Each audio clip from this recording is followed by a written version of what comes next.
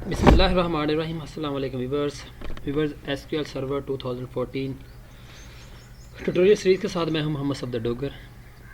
Viewers, आज के video lecture के अंदर हम देखेंगे कि एसक्यूएल सर्वर क्या होता है, एसक्यूएल सर्वर को हम कैसे स्टार्ट करते हैं।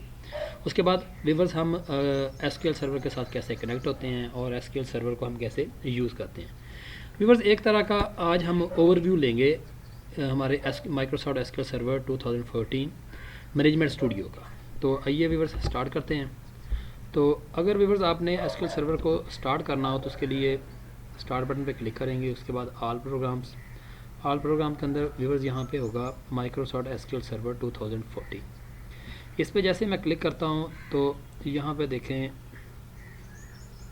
मेरे पास यहाँ पे आ जाएगा एसक्यूएल सर्वर 2014 मैनेजमेंट स्टूडियो। तो वीवर्स इसमें मैं क्लिक करता हूँ तो ये देखें आपका एसक्यूएल सर्वर 2014 मैनेजमेंट स्टूडियो जो है ना वो ओपन हो गया है। तो वीवर्स यहाँ से आपसे ये समझ लें कि यूज़र नेम में पासवर्ड मांगेगा जिससे आप कनेक्ट हो सकते हैं। तो वीवर्स, एसक्यूएल सर्वर से आप दो तरह से कनेक्ट हो सकते हैं। यहाँ पे SQL server type database engine है। सर्वर नेम जो मेरे कंप्यूटर का नेम यानी कि सर्वर नेम है सफदर -PC/SQL एक्सप्रेस है। तो अगर तो मैं वीवर्स यहाँ पे विंडो ऑथेंटिकेशन कर दूंगा तो यहाँ पे यूज़र नेम और पासवर्ड देने की ज़रूरत नहीं है। यहाँ पे मैं कनेक्ट करूँगा तो ये देखिए यहाँ से ये कनेक्ट हो जाए।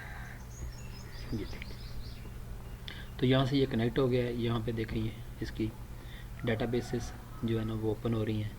ये वीवर्स जैसे आप सिस्टम को एसक्यूएल सर्वर मैनेजमेंट स्टूडियो को इंस्टॉल करते हैं तो ये कुछ डेटाबेस बाय डिफ़ॉल्ट होती है, जैसे मास्टर की है, मॉडल है, MSDB है, TempDB है। ये डेटाबेसेस वीवर्स बाय डिफ़ॉल्ट इसके अंदर इंस्टॉल हो जाती हैं। तो यहाँ पे वीवर्स अगर आपने कोई डेटाबेस नई आपने बनानी है तो दो तरीकाकार हैं। या तो आप यहाँ पे इसका ग्राफिकल यूज़र इंटरफेस यूज़ करके राइट क्लिक करेंगे तो यहाँ पे आ जाएगा न्यू डेटाबेस।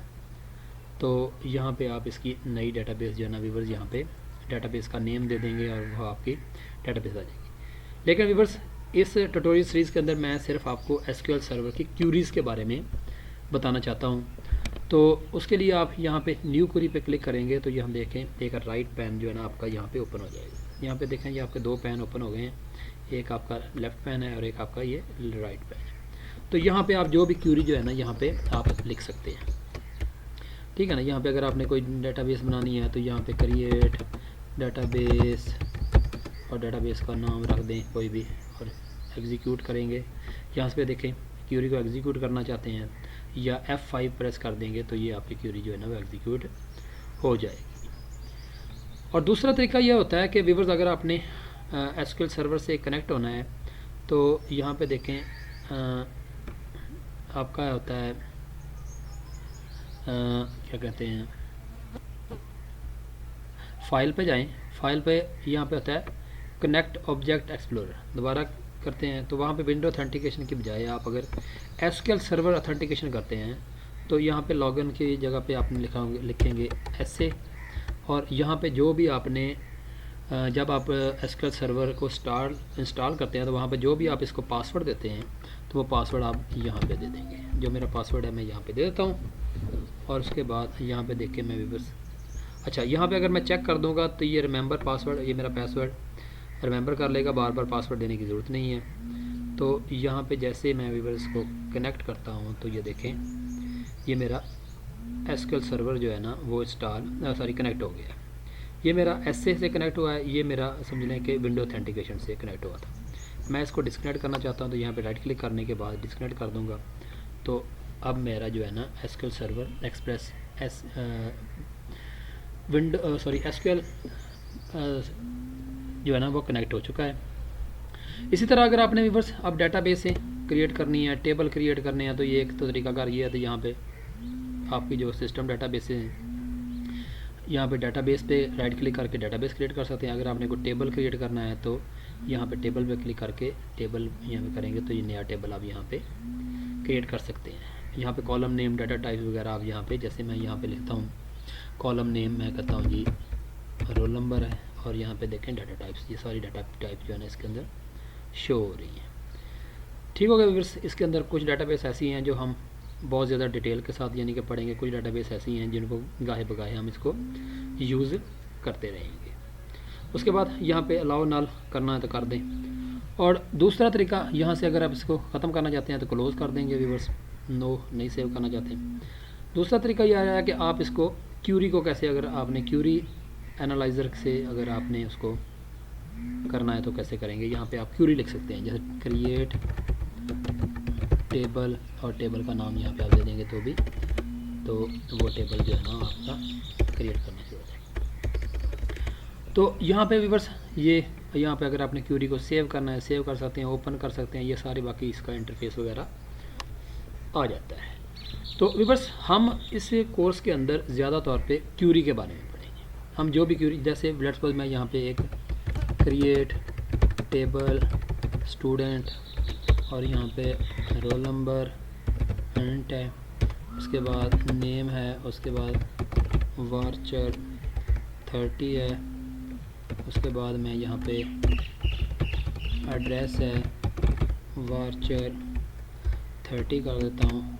वेरिएबल, वार्चर का मतलब वेरिएबल कैरेक्टर। इसको भी जैसे मैं एग्जीक्यूट करूँगा तो ये देखें यहाँ पे आपका स्टेटस शो हो जाएगा, मैसेज हो जाएगा कि आपकी क्यूरी अगर तो कंप्लीट सक्सेसफुली आ चुका है तो इसका मतलब है कि हमारी क्यूरी जो है ना वो, ये टेबल जो है ना क्रिएट हो चुका है। और ये टेबल कहाँ पे क्रिएट हुआ है, ये मास्टर की डाटाबेस के अंदर क्रिएट। बिकॉज यहाँ पे आप डाटाबेस का चेंज कर सकते हैं। मॉडल पे क्लिक करेंगे तो अब दोबारा आपका टेबल ये क्रिएट करते हैं तो ये मॉडल वाले डाटाबेस में क्रिएट होगा। पहले जो आपका टेबल जो था वो मास्टर की डाटाबेस पे क्लिक हुआ में क्रिएट हुआ है। तो यहाँ पे इसको आप रिफ्रेश करके यहाँ पे टेबल में जाके देखें तो ये देखें स्टूडेंट का टेबल यहाँ पे क्रिएट। और अगर आप मॉडल की डाटाबेस के अंदर इसको क्रिएट करना चाहते हैं व्यूअर्स, और मैं यहाँ पे देखें कोई एरर डाल देता हूँ तो करता हूँ तो यहाँ पे देखिए ये मैसेज आ जाएगा, incorrect syntax error near address, address के करिए कोई सिंटैक्स एरर है, यहाँ पे कॉमा नहीं डाला हुआ। यहाँ पे दोबारा इसको एग्जीक्यूट करते हैं तो ये देखें कमांड कंप्लीट सक्सेस, इसका मतलब है कि आपकी कमांड जो है ना वो कंप्लीट हो चुकी है सक्सेसफुली। और अगर व्यूअर्स इस क्यूरी को आप सेव करना चाहते हैं तो यहाँ पे सेव कर लें किसी डिज़ायर फोल्डर के अंदर जाके। यहाँ पे मैं ई ड्राइव के अंदर यहाँ पे एसक्यूएल क्यूरी के नाम से एक फ़ोल्डर बना लेता हूँ और यहाँ पे मैं लिखता हूँ क्रिएट टेबल क्यूरी, सेव कर देंगे तो ये मेरी क्यूरी जो है ना वो ई ड्राइव के अंदर जो मैंने फ़ोल्डर बनाया हुआ है वहाँ पे सेव हो चुकी है। ये देखें एसक्यूएल क्यूरी, ये देखें ठीक हो गया व्यूअर्स। आप इसको अगर यहाँ से आप एसक्यूएल को क्लोज़ कर दें, यहाँ पे दोबारा इसी क्यूरी को अगर आप ओपन करना चाहते हैं क्रिएट टेबल वाली क्यूरी पे क्लिक करेंगे तो ये देखें ओपन हो जाएगी, आपका एसक्यूएल सर्वर ओपन हो जाएगा। यहाँ से आपको एसक्यूएल सर्वर से पासवर्ड देना पड़ेगा, तो यहाँ पे कनेक्ट करेंगे तो ये देखें आप इसके साथ कनेक्ट हो गए। ठीक हो गया व्यूअर्स। तो इसको अगर आपने क्यूरी को यहाँ से ओपन करना चाहते हैं यहाँ से ओपन कर सकते हैं व्यूअर्स, ठीक है। यहाँ से क्यूरी को आप एग्जीक्यूट करते हैं, डिबग करना चाहते हैं तो यहाँ पे डिबग कर लेंगे। तो ये बुनियादी इन्फॉर्मेशन है व्यूअर्स जो मैं आपको इसके अंदर बता रहा हूँ। अगर आपने किसी डाटाबेस के अंदर क्यूरी से जाना हो तो यहाँ पे मैं लिखता हूँ यूज़